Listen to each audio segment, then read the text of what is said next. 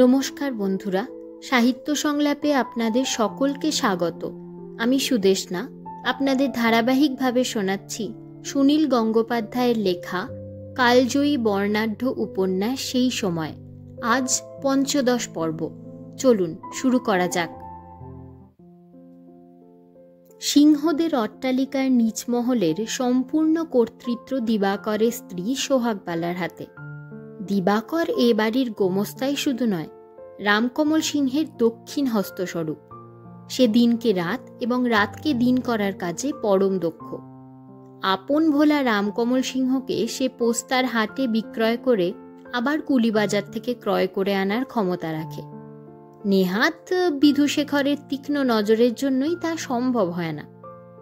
বিধুশেখরকে দিবাকরের মতন ধুরন্ধর ব্যক্তিও ডরায়। দিবাকর যে তার স্বগ্রাম জয়নগরে পাকা কোঠাবাড়ি বানিয়েছে এবং প্রতি বছরই বিঘের পর বিঘে জমি খাস করে ভূ সম্পত্তি বাড়াচ্ছে, তা বিধুশেখরের অজানা নেই। বিধুশেখর মনে করেন চাকর কর্মচারীদের খানিকটা চুরির প্রশ্রয় না দিলে ঠিক কাজ আদায় করা যায় না, তবে মাঝে মাঝে হুঁশিয়ারি দিতে হয়। অকস্মাৎ হয়তো কোনো একদিন দিবাকরকে ডেকে বিধুশেখর বলেন, এবার কি গায়ে গিয়ে পুকুর কাটালে নাকি হে দিবাকর? দিবাকর কেঁপে ওঠে। এ বুড়োর কানে সে খবরও পৌঁছে গেছে। তার পশ্চাতে কাকে যে চড় লাগানো হয়েছে তা দিবাকর কিছুতেই ধরে উঠতে পারে না। বিধুশেখর হাত তুলে তাকে অভয় দিয়ে বলেন, তা বেশ করেছ। গায়ে একজন পুকুর কাটালে 5 জনের রূপগার হয়। তা পুকুর উচ্ছুণ্ড করতে হয় জানো তো? কার নামে উচ্ছুণ্ড করলে? দিবাকর চট করে উত্তর দেয়, আজ্ঞে আমাদের কর্তার নামে। পাগল হয়েছ নাকি? জ্যান্ত মানুষের নামে উচ্ছুণ্ড হয় কেন? তোমাদের গৃহদেবতা নেই? পুকুর কেটেছ আর মা কালীর প্রতিষ্ঠা করনি? দিবাকররা বৈষ্ণব, তাদের বাড়িতে কালী পুজো হয় না, এমনকি অন্যত্র অনুষ্ঠানে সে প্রণাম দিতেও যায় না। সে বলল, 7 পুরুষ ধরে আমাদের বাড়িতে নারায়ণের পুজো হয়। বলনি তো সে কথা আগে কখনো। থাউকো খাতায় তোমার নামে 50 টাকা লিখিয়ে নিও, আমি রামকমলকে বলে দেব ক্ষণ। সেই টাকায় ঠাকুরের মাথায় একটা সোনার মুকুট গড়িয়ে দিও। দিবাকর কিছু বুঝতে পারে না বিধুশেখর কোন দিক থেকে প্যাঁচটা কষলেন। তবে এটা যে এক প্রকার সতর্কীকরণ তা বুঝতে কোনো ভুল হয় না। পুকুর কাটার খরচ কোথা থেকে জোগাড় করলো সে প্রশ্ন না তুলে অযাচিতভাবে 50 টাকা বকশিস। দিবাকর চলে ডালে ডালে, তো বিধুশেখর চলেন পাতায় পাতায়। কিন্তু অন্দরমহলের নিচতলায় সোহাগবালার ক্রিয়াকলাপের হদিশ বিধুশেখরও পান না। সেটা একটা পৃথক জগৎ। বাড়িতে শুধু দাসদাসীর সংখ্যায় 18। এছাড়া রয়েছে নিজস্ব রজক, গোয়ালা, মালি, পাচক, দারবান, পালকি বেহারা ও সহিস। দাসদাসীরা পৃথক পৃথক কাজের জন্য নির্দিষ্ট। খোদ কর্তার জন্য 3 জন, গিন্নিমার 3 জন, 2 পুত্রের জন্য 4 জন। এছাড়া কর্তার বিধবা ভাতৃবধূ, পিসি ইত্যাদির জন্য 1 জন করে রয়েছে। 1 জন অন্যের কাজ করবে না। এই তো কর্তার মা মারা গেলেন গত বছর। তার 2 জন নিজস্ব দাসী এখনো রয়ে গেছে, পায়ের ওপর পা তুলে বসে থাকে। তাদের জন্য কাজ খালি নেই। এ বাড়িতে 2টি হেঁসেল, একটি ওপরতলার কর্তাদের জন্য, অন্যটি আশ্রিত পরিজন ও দাসদাসীদের। এর মধ্যে দ্বিতীয় হেঁসেলটি সম্পূর্ণ সোহাগবালার করায়ত্তে। সোহাগবালার দাপটে তার মুখের ওপর কেউ রা কাটতে পারে না। বাড়ির পেছনে মস্ত বাগান, গোয়াল ঘর ও পুষ্করিণী। বাগানের এক পাশে সারি সারি গোলপাতার ঘর, তার পেছনে কয়েকটা খাটা পায়খানা। ওই গোলপাতার ঘরগুলি দাসদাসীদের। তার একটি ঘর থেকে প্রতিনিয়ত কান্নার স্বর ভেসে আসে। গঙ্গার ঘাট থেকে বিম্ববতী এক মা আর ছেলেকে কুড়িয়ে এনেছেন। স্ত্রীলোকটির স্বামী হারিয়ে গেছে আর মেয়ে মারা গেছে শুনে চোখের জল ফেলেছেন তিনি। তারপর সোহাগবালাকে ডেকে নির্দেশ দিয়েছেন, এখন থেকে ওরা এ বাড়িতেই থাকবে। প্রথম দিন থেকেই ওদের অপছন্দ করেছে সোহাগবালা। নতুন কোনো আশ্রিত এলেই তার এই মনোভাব হয়। অন্যান্য আশ্রিতরাও বিষ চক্ষে দেখল থাকোমণি আর দুলাল চন্দ্রকে। আশ্রিতদের ধর্মই এই, অপুর মহল থেকে করুণাকণা পাওয়ার প্রতিযোগিতায় তারা পরস্পরকে হিংসে করে, মরে গেলেও একজন আরেকজনকে সাহায্য করবে না। নবাগতদের শায়েস্তা করবার জন্য সোহাগবালার নিজস্ব কিছু প্রক্রিয়া আছে। গিন্নিমা তো কয়েকদিনের মধ্যেই ওদের কথা ভুলে যাবেন। তখন সোহাগবালা ওদের ওপর এমন অত্যাচার চালাবে যে কিছুদিনের মধ্যেই ওরা বাপ বাপ বলে পালাবার পথ পাবে না। তবে প্রথম কয়েকদিন একটু তোয়াজ করতে হবে। হঠাৎ গিন্নিমার টনক নড়লে আর রক্ষে নেই। মাগিটা দিন রাত পা ছড়িয়ে বসে ডুকরে ডুকরে অলক্ষণের মতো কাঁদে, আর যেন কারুর স্বামী হারায় না দুনিয়ায়, আর যেন কারুর মেয়ে মরে না। স্বামীটা হারিয়েছে না ওদের ফেলে পালিয়েছে তার ঠিক কি। আর ছেলেটাও মায়ের পাশে বসে ঘ্যানর ঘ্যানর করে, খেতে ডাকলেও আসে না, যেন নবাবের বেটি, ওদের ঘরে গিয়ে খাবার দিয়ে আসতে হবে। লোক পাঠিয়ে ছেলেটাকে জোর করে ধরে আনালে সোহাগবালা। খালি গা, সামান্য একটি ন্যাংটি পড়া, বছর 6 বয়স দুলাল চন্দ্রের। শরীরে এখনো গ্রাম্য শ্যাওলা লেগে আছে মনে হয়, চোখ দুটি জল পড়া বালকের মতো। দালানে একটা ছোট জল চৌকির ওপর বসে সোহাগবালা, সামনে পানের সরঞ্জাম ছড়ানো। প্রতিদিন সকাল থেকে দুপ্রহর বেলা পর্যন্ত এখানে বসে থেকে সে সব দিকে তীক্ষ্ণ নজর রাখে, আর মুখের মধ্যে সমানে পানের জাবর কাটা চলতে থাকে।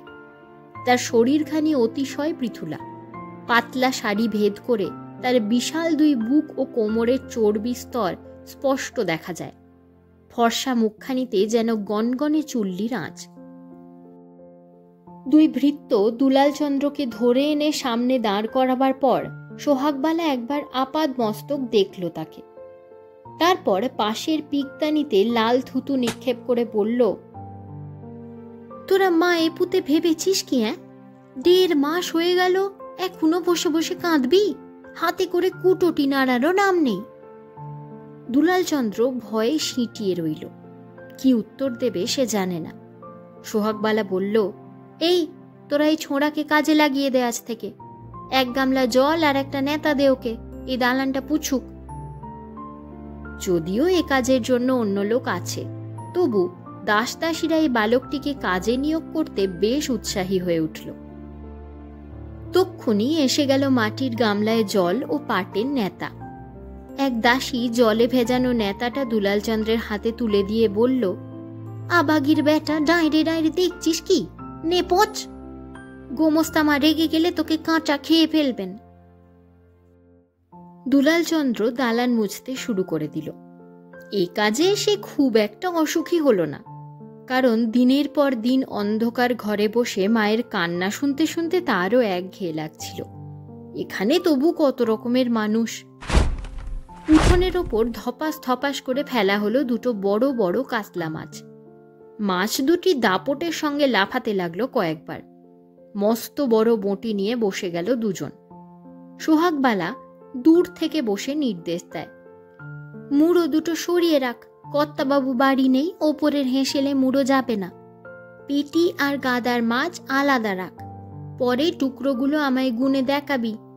দুর্যোধন, তুমি এখানে হাঁ করে দাঁড়িয়ে কি দেখছো?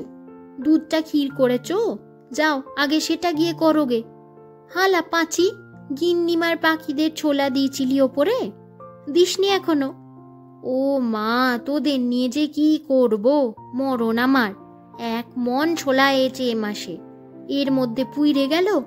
পাখির বদলে কি হাতিকে ছোলা খাওয়াচ্ছিস? পাঁচি উত্তর দিল, 1 মন কোথায় গো, ফরে মিনছে তো 1/2 মন মেপে দিয়ে গেল। সোহাগবালা প্রচন্ড ধমক দিয়ে বলল, তোর মাতা, চুনির বাপ নিজে 1 মনের কথা বলেছে, আমি নিজে দেখে নিয়েছি, আর তুই আমায় চোখ ঠালাবি? এদিকে আয়, আয় এদিকে। এইসব ডামাডোলের মধ্যে দুলাল চন্দ্র এক কাণ্ড করে বসল। জল ভর্তি অত বড় মাটির গামলাটা সে টেনে টেনে সরাতে পারে না। একবার জোরে হ্যাঁচকা টান দিতেই সেটি উল্টে গিয়ে দ্বিখণ্ড হয়ে সমস্ত জল গড়িয়ে গেল উঠোনে। মাছ কাটা লোকগুলো আমলো আমলো বলে চেঁচিয়ে উঠল। সোহাগবালা বলল, দেখেই বুঝেছিলুম ও লুক্ষুনের ছেলে, দিলে তো সব নষ্ট করে। এই নুকুর, দে তোর কান দুটো ধরে দুধ থাবড়া। ছেলের টানে টানে এই সময় ঠাকুমণি এসে উপস্থিত সেখানে। তার ছেলে মার খাচ্ছে দেখে সে ঝাঁপিয়ে পড়ল এবং ছেলেকে সরিয়ে এনে জুড়ে দিল মরা কান্না। ওগো, ওর বাপ নেই গো, ওর বাপকে খুঁজে দাও তোমরা। সোহাগবালা বিস্ময়ে আতঙ্কে চোখ কপালে তুলে ফেলল একেবারে। মা ঘিরে এত বড় সাহস, অন্ধর মহলের দালানে এসে কাঁদছে। এই কান্নার শব্দ একবার ওপর মহলে পৌঁছালে আর উপায় আছে? সোহাগবালা বলে উঠল, ওরে মাগিটাকে শিগগির থামা, মুখে নুড়ো গুজে দে, ওর তোতা মুখ ভোঁতা করে দে। কি সব বনে সেরে বাবা, আমাদের সবাইকে ধমক খাওয়াবে। সত্যি দুজন ভৃত্য ঠাকুমণির মুখ চেপে ধরে চিৎ করে শুইয়ে ফেলল মাটিতে। ঠাকুমণি মুন্ড কাটা পাঁঠার মতো ছটফট করতে লাগলো। সোহাগবালা নিজের আসন ছেড়ে কখনো ওঠে না। আজ সেই নিয়মের ব্যত্যয় ঘটিয়ে ওদের কাছে এসে বলল, দেখো বাছা, এ বাড়িতে যদি প্রাণ নিয়ে টিকতে চাও তাহলে কখনো টু শব্দটি করবে না।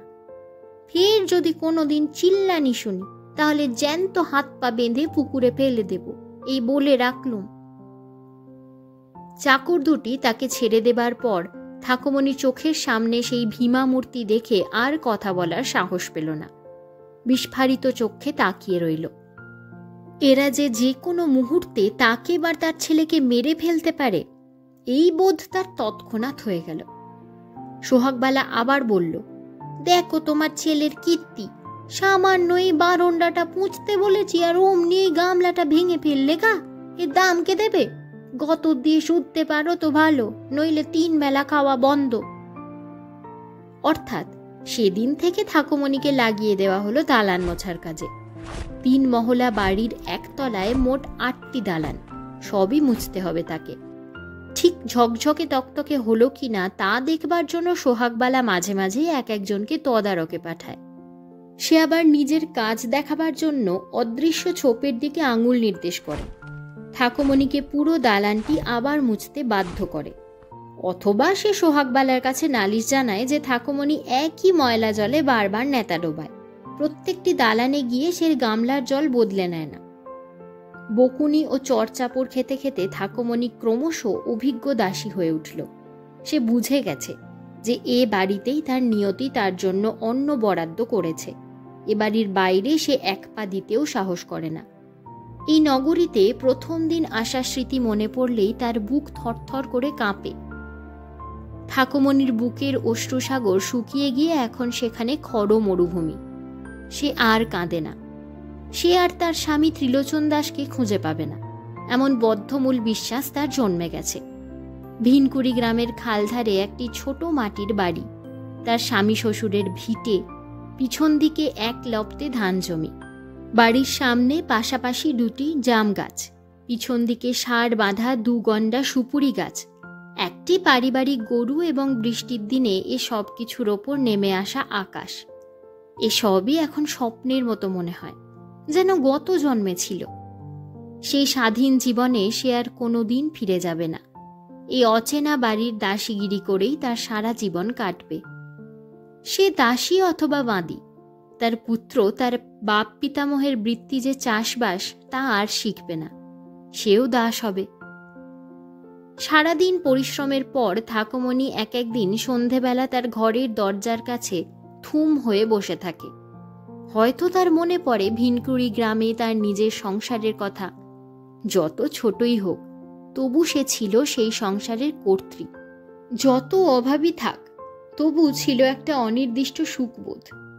কার অভিশাপে কোন পাপে সেই সব কিছু ছারখার হয়ে গেল তা সে আজও বুঝতে পারে না। কেন জমিদারের লোক এসে তাদের বাড়িঘর পুড়িয়ে দিয়ে গেল একদিন? কেন তার স্বামী সেই রাত্রে জল আনতে গিয়ে আর ফিরল না?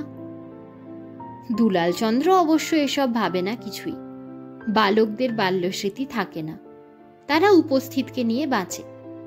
মাকে একলা ফেলে সে এই সময় পুকুর ধারে গিয়ে হাঁসগুলিকে আহ চই চই চই চই বলে ডাকে। কিংবা একটা সদ্যজাত বাছুরের পিছনে পিছনে অকারণে দৌড়ায়। পাশাপাশি অন্য ঘরগুলিতে যেসব দাসদাসীরা থাকে তাদের কারুর সঙ্গেই ঠাকুমণির ঘনিষ্ঠতা হয়নি। তারা এখনও ঠাকুমণির দিকে আর চোখে তাকায় এবং কথার ছলে হুল ফোটায়। বাবুদের বাড়ি থেকে চুরি করা জিনিসপত্রের ভাগ বাটোয়ারা নিয়ে তারা সর্বক্ষণ ঝগড়ায় মেতে থাকে। বস্তুত কোলাহল, কুকথা ও খেউরি তাদের জীবনের প্রধান ব্যসন। এদিককার গোলমাল বাবুদের মহলের ওপরতলা পর্যন্ত পৌঁছয় না, তাই নিজেদের ঘরে এসেই তারা জীবের অর্গল খুলে দেয়। এইসব অন্য দাসদাসীরাও এসেছে কাছাকাছি গাঁ থেকে। যারা দু এক পুরুষ আগে ভূমিহীন হয়ে শ্রমদাস হয়েছে তারা অনেক পোর খেয়ে এখন ঘাগি। ভৃত্যতন্ত্রে বেশি দিনের অভিজ্ঞতার জন্য তারা গর্বিত এবং এই জন্যই নতুন দাসদাসীদের তারা অবজ্ঞা করে। নিজেদের গ্রামীণ পরিচয় মুছে ফেলে তারা ঠাকুমণির মতন স্ত্রীলোকদের মনে করে গাইয়া ভূত। প্রাসাদের পিছনের এই ভৃত্য উপনিবেশটিতে জন্ম মৃত্যু কিছুই থেমে থাকে না, সব কিছু চলে আপন নিয়মে। বিবাহ এখানে এক প্রকার নিষিদ্ধ বলেই ব্যভিচার চলে প্রবলভাবে। ওসব নিয়ে কেউ মাথা ঘামায় না। একমাত্র ঝগড়ার সময় জানা যায় যে কে কার নাং আর কোন মাগি সাতেক ভাতারি। তবে ব্যভিচার যতই চলুক, কোনো নারীর পক্ষে গর্ভবতী হওয়া এখানে সাংঘাতিক অপরাধ এবং সে দায় শুধু নারীদের বলেই সব শাস্তি তাদেরই প্রাপ্য। কেউ গর্ভবতী হলেই অমনি সেই গোলপাতার ঘরের অন্ধকারেও সমাজ এসে উঁকি মারে। বিধবা কিংবা কুমারীর পেটে সন্তান, ওকে দূর করে দাও, ওকে পিটিয়ে মারো। অন্য দাসদাসীরাই সমাজের প্রতিনিধি হয়ে এই শোরগোল তোলে এবং যথাসময়ে সে কথা সোহাগবালার কানে ঠিক পৌঁছে যায়। মাতু মাতু বলে একটা মেয়েকে ডাকে সবাই। তার আসল নাম কি তা ঠাকুমণি জানে না। 18-19 বছর বয়স, হাতে লোহা নেই এবং সাদা থান পরে থাকে বলে বোঝা যায় সে বিধবা। সেই মাতু একদিন ধরা পড়ে গেল। তার পেট হয়েছে। সে নাকি বাগানে বসে একটা ভাঙা মাটির হাঁড়ির চারা কড়মড়িয়ে চিবিয়ে খাচ্ছিল। তাহলে তো আর কোনো সন্দেহই নেই। ডুবে ডুবে জল খায় মেয়েটা। এতদিন কেউ কিছু টেরই পায়নি। আবার লোক দেখিয়ে একাদশীর দিন উপোস দেওয়া হতো। কার সঙ্গে হলো তো রাস নাই বল? সবাই রসালো কাহিনীটি শুনতে চায়। মাতু প্রথমে কিছুতেই বলবে না। রান্নার ঠাকুর দুর্যোধন এইসব কথা বার করার ব্যাপারে খুব ওস্তাদ। মাতুর চুলের মুঠি ধরে সে তাকে দু একবার শূন্যে তোলার চেষ্টা করতেই মাতুর প্রতিরোধ ভেঙে পড়ল। ভৃত্যদের মধ্যে কেউ নয়, রাখু নামে বাগানের মালি মাতুর প্রেমিক। কোন রাখু? যে 3 মাস আগে ছুটি নিয়ে দেশে যাবার নাম করে পালিয়েছে? তবে তো সে বখেরা চুকেই গেল। সন্ধেবেলা দেয়ালগিরি আর রেড়ির তেলের লণ্ঠনগুলো জ্বালার আগেই অন্ধকার দালানে সোহাগবালা এক গাছা মোটা দড়ি এনে দুজন ভৃত্যকে বলল, তোরা দুদিকে এটা ধর। তারপর মাতুকে বলল, এবার লাপা। এদিক ঠেঙে লাপিয়ে এদিকে এসে পড়। মাতুর তখন মধ্যপ্রদেশ রীতিমতো স্ফীত, গমনাগমন আলস্য মাখা। সে হাপুস নয়নে কেঁদে বলল, আমি পারবো না, পারবো না গোমস্তামা, তোমার পায়ে ধরছি। সোহাগবালা কোমরে হাত দিয়ে দাঁড়িয়ে সেই অন্ধকারেও যেন চোখ জ্বালিয়ে বলল, ঠেঙিয়ে তোর বিষ ছেড়ে দেব হারাম জাদি। তোর লজ্জা করে না?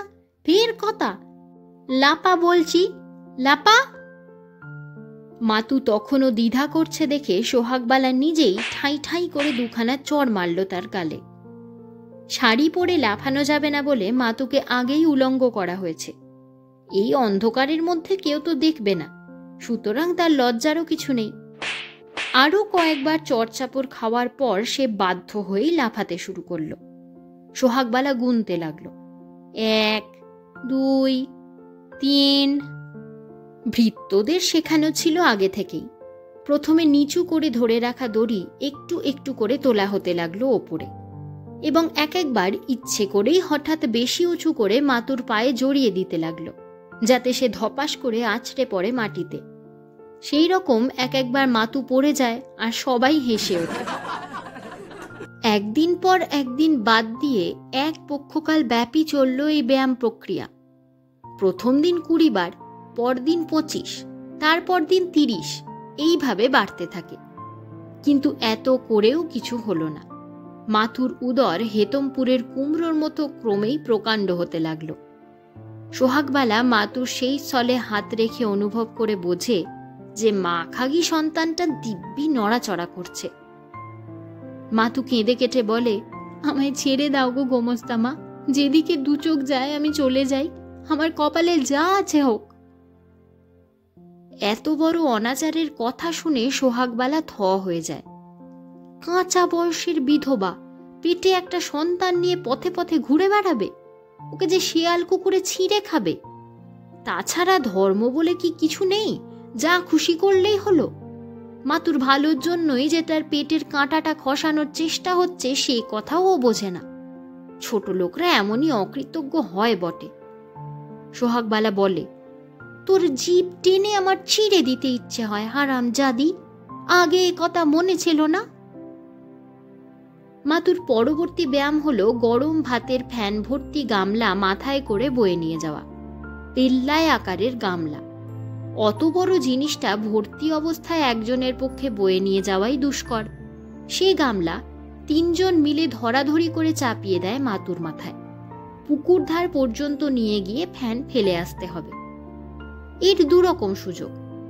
একে তো অত ভারী জিনিস বইলেই পেটের জিনিস নষ্ট হয়ে যায়, তাছাড়াও গামলা থেকে ফ্যান ছলকে পড়বেই মাটিতে, আর সেই ফ্যানের ওপর পা দিলেই মাতু পা হড়কে পড়ে যাবে। গরম ফ্যান সমেত গামলা নিয়ে পড়ে গেলে আর মাতুর নিস্তার আছে? ও যদিও বা প্রাণে বাঁচে, পেটেরটা কিছুতেই বাঁচবে না। কিন্তু কোথা থেকে যেন অমানুষিক শক্তি পেয়ে গেছে মাতু।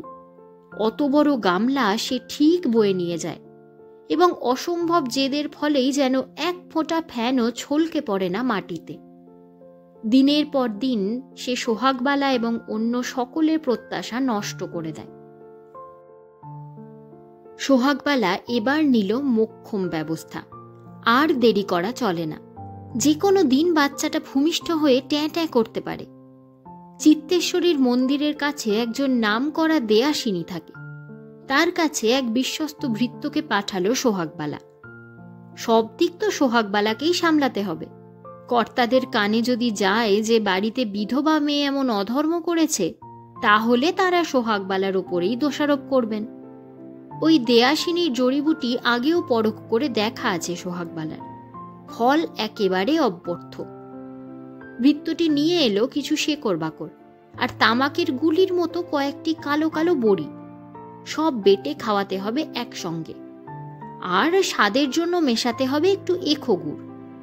এরই জন্য মূল্য দিতে হলো নগদ 3টি টাকা।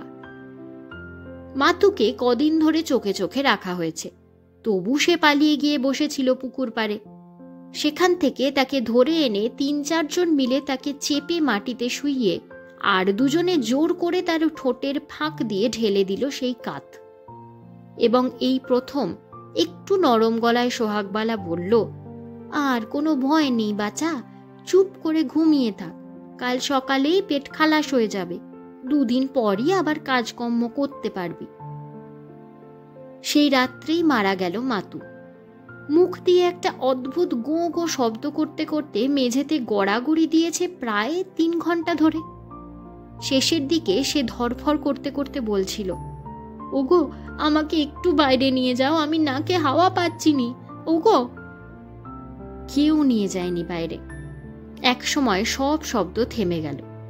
তার গর্ভের গোয়ার সন্তানটি তার পরেও কিছুক্ষণ বেঁচে ছিল কিনা কে জানে। হয়তো সে মাতৃগর্ভ ফুঁড়ে বাইরে আসবার চেষ্টা করেছিল, পারেনি। 1 দিন 1 রাত সেই ঘরেই পড়ে রইল মাতুর লাশ। তারপর ভোরবেলা ডেকে আনা হলো 2 জন মুদাফফেরাসকে। মাতুর দেহটা হোগলায় জড়িয়ে বাঁশে বেঁধে ঝুলিয়ে তারা ফেলে দিয়ে এলো গঙ্গায়। মাতুর ক্ষুদ্র জীবন কাহিনী এখানেই শেষ। কর্তাদের কানে এ খবর কিছুই পৌঁছল না। শুধু দিন 7 পরে বিম্ববতীর বড় যা হেমাঙ্গিনীর বাপের বাড়ি থেকে একজন আত্মীয় আসায় তার জন্য ধুতি গুজোতে দিয়ে হেমাঙ্গিনী তার নিজস্ব দাসীকে বললেন, মাতু বলে একটা মেয়ে আছে না, তাকে বরং ডাক, সে ভালো কাপড় কুচোয়। হেমাঙ্গিনীর দাসী তখন সংবাদ দিল, সে তো নেই মা, সে মরে গেছে। হেমাঙ্গিনী অবাক হয়ে জিজ্ঞেস করলেন, ও মা, সে কি কথা? জল জ্যান্ত মেয়েটা কদিন আগেও দেখলুম যে। দাসী তখন ফিসফিস করে, মা তু কলঙ্কিনী বিষ খেয়েছে। হেমাঙ্গিনী নাক কুঁচকলেন, এসব অপবিত্র কথা কানে তোলাই পাপ। একটু পরেই তিনি প্রসঙ্গান্তরে চলে গেলেন। ব্যাস, মাতু একেবারে মুছে গেল ওপরতলা থেকে। মাতুর পরিণতি দেখে খুব একটা বিস্মিত বা ভীত হয়নি ঠাকুমণি। তারও অভিমতেই যে একে বিধবা তাই কুলটা, এমন মেয়ে মানুষদের এমন গতিই হয়। তবু যে পেটের সন্তানটাকে মেরে মাতুকে বাঁচিয়ে রাখার অনেক চেষ্টা করেছিল সোহাগবালা, তাতে প্রমাণিত হয় যে বাইরে যতই বকাঝকা করুক, সোহাগবালার অন্তরে দয়ামায়া আছে। সে যাই হোক, কিন্তু ভূতের ভয় ধরে গেল ঠাকুমণির। মাতুর ঘরখানা ছিল তার পাশেই, এখনো সেটা খালি পড়ে আছে। ঠাকুমণি যখন তখন মাতুকে দেখতে পায়। এক মুহূর্তে সে ঠাকুমণির দিকে চেয়ে থাকে ভয়ঙ্কর ভাবে, হাসে, আবার পরের মুহূর্তেই মিলিয়ে যায়। একদিন মাঝরাত্রিরে সে মাতুর ঘর থেকে গো গো শব্দ পায়। অমনি উঠে বসে ঠাকুমণি ভয়ে ঠকঠকিয়ে কাঁপে। আশ্চর্য ব্যাপার, মাতুর প্রেতকে আর কেউ দেখতে পায় না। ঠাকুমণির চেঁচামেচি শুনে অনেক সময় অন্য দাস দাসীরা ছুটে আসে, মাতুর শূন্য ঘরে উঁকি মারে, কিন্তু কেউ কিছু প্রমাণ পায় না। এ বাড়িতে আগে থেকে একটি বাঁধা ভূত আছে। সন্ধ্যের পর পায়খানার দিকে তাকে প্রায়ই দেখা যায়, অনেকেই দেখেছে। অধিকন্তু নদোষায় হিসাবে মাতুর প্রেতকেও অনেকেই মেনে নিতে রাজি ছিল, কিন্তু কিছুতেই সে অন্যদের কাছে ধরা দেয় না। একমাত্র শুধু ঠাকুমণির সামনেই সে মাঝে মাঝে এসে হাজির হয়। বুক কাঁপানো স্বরে হিহি করে হাসে এবং তারপরেই মাটিতে গড়াগড়ি দিয়ে বলে, ওগো, আমি নাকে হাওয়া পাচ্ছিনি, ওগো, আমায় একটু হাওয়া দাও। সেই জন্যই ঠাকুমণি সন্ধেবেলা আর পারতপক্ষে ঘরের বার হতে চায় না। দুলালচন্দ্রকেও সে কাছে রাখতে চায়, কিন্তু দুলালচন্দ্র শুনবে কেন? একটু সুযোগ পেলেই সে শুরুত করে বেরিয়ে পালায়। ঠাকুমণি কোনোদিন এ বাড়ির ওপর মহলে যায়নি, হুকুম নেই।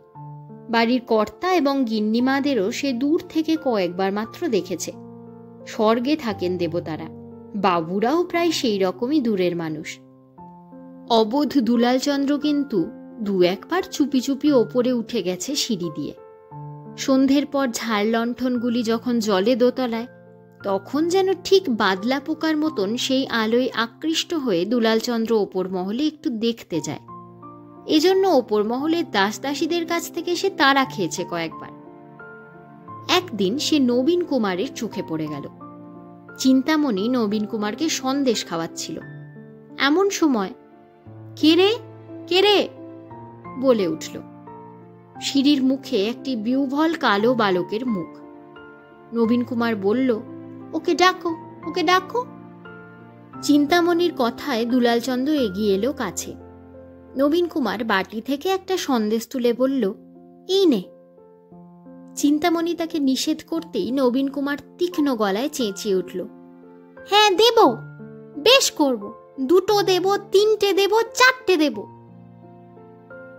নবীন কুমার নিজে থেকেই দুলালচন্দ্রকে বেছে নিল তার খেলার সাথী হিসাবে, যদিও তাদের বয়সের বেশ তফাৎ। নবীন কুমারের সদ্য 3 পেরিয়েছে, দুলালচন্দ্রের 6.5। কিন্তু এ বাড়িতে তো আর কোনো অল্প বয়সী ছেলে মেয়ে নেই। নবীন কুমার তাকে নিয়মিত নিজের ভাগে সন্দেশ খেতে দেয়। নবীন কুমারের খেলাগুলোও ভারী অদ্ভুত। কোনোদিন সে দুলালচন্দ্রকে মাটিতে শুয়ে পড়তে বলে, তারপর সে তার বুকের ওপর উঠে দাঁড়ায়, সে মা কালী সাজবে। দুলালচন্দ্রের বুকের ওপর দাঁড়িয়ে সে 2 হাত ছড়িয়ে জিভ বার করে দেয়। কোনোদিন সে দুলালচন্দ্রকে উপুর করে শুয়ে ময়ূর সাজতে বলে, তখন তার পিঠের ওপর বসে নবীন কুমার হয় কার্তিক ঠাকুর। তার কোমরে গোঁজা কাঠের তলোয়ার। সহজাত বুদ্ধিতেই যেন এই 2 শিশু জানে কে প্রভু কে ভৃত্য। দুলালচন্দ্র খুশি মনেই প্রভুপুত্রকে পিঠে তুলে নেয় বা বুকে দাঁড়াতে দেয়। তার বদলে সে পায় অমৃতের আস্বাদযুক্ত সন্দেশ। চিন্তামণি দাসী একদিন একটি সোনার বালা চুরি করে ধরা পড়েছিল। বিম্ববতী বহুদিনের বিশ্বস্ত পুরনো দাসীকে সেই প্রথম অপরাধের জন্য ছাড়িয়ে দেননি বটে, কিন্তু ক্ষমা চাইয়ে নাকে খত দিয়েছিলেন। সেই দৃশ্যটি নবীন কুমার দেখে ফেলে ও বেশ মজা পায়। পরদিনই সে বলল, এই দুলাল, নাক খত দে তো। দুলালচন্দ্র নাকে খত দিতে জানে না। তখন নবীন কুমারই তাকে দেখিয়ে দিল, এই যে এমনি করে। সেই সময় 3 তলা থেকে নেমে এলো গঙ্গানারায়ণ। ছোট ভাইটিকে মাটির ওপর নাক দিয়ে থাকা অদ্ভুত ভঙ্গিতে দেখে হেসে ফেলল সে। ও কি ছোটকু, ও কি বলে সে ভাইকে কোলে তুলে নিল। কনিষ্ঠ ভ্রাতাকে খুব প্রীতি করে গঙ্গানারায়ণ।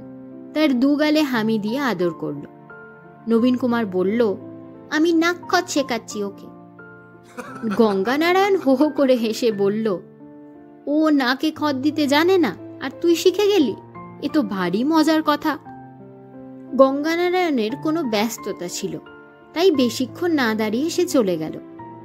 নবীন কুমার দুলালচন্দ্রকে বলল, এইবার তুই দে। দুলালচন্দ্র মেঝেতে একবার নাকটা ঠেকালো, কিন্তু এই খেলাটা তার ঠিক পছন্দ হলো না। সে বলল, না ছোটবাবু, অন্য খেলা বলো। কিন্তু নবীন কুমারের জেদ, একবার কিছু ধরলে সে তো আর সহজে ছাড়বে না। অবিলম্বে তার চিৎকার শুনে দৌড়ে এলো চিন্তামণি। দুলালচন্দ্র নাকে খত দিতে রাজি হচ্ছে না শুনে সে বলল, হতচ্ছাড়া ছেলে, কথা শুনছিস নি? ছোটবাবু তোকে নাকে খত দিতে বলেছে, এক্ষুনি দিবি। তোর সঙ্গে খেলেই না তোর কত বড় বাপের ভাগ্যি। সেই সময় দিবাকরও আসছিল ওপরে। সেও মামলাটি শুনে 2 ধমক দিল দুলালচন্দ্রকে। কানটি ধরে মুলে দিয়ে বলল, ছোটবাবুর হুকুমের যদি কোনো নড়চড় হয় তো তোর গর্দান যাবে, মনে রাখিস। দুলালচন্দ্র মসৃণ দুগ্ধ ধবল শ্বেত পাথরের মেঝেতে নাকে খত দিতে লাগলো। একটু দিয়েই থেমে গেলে চলবে না, বারান্দার এক প্রান্ত থেকে অন্য প্রান্ত পর্যন্ত দিতে হবে। আবার সেই রকম ভাবে ফেরা।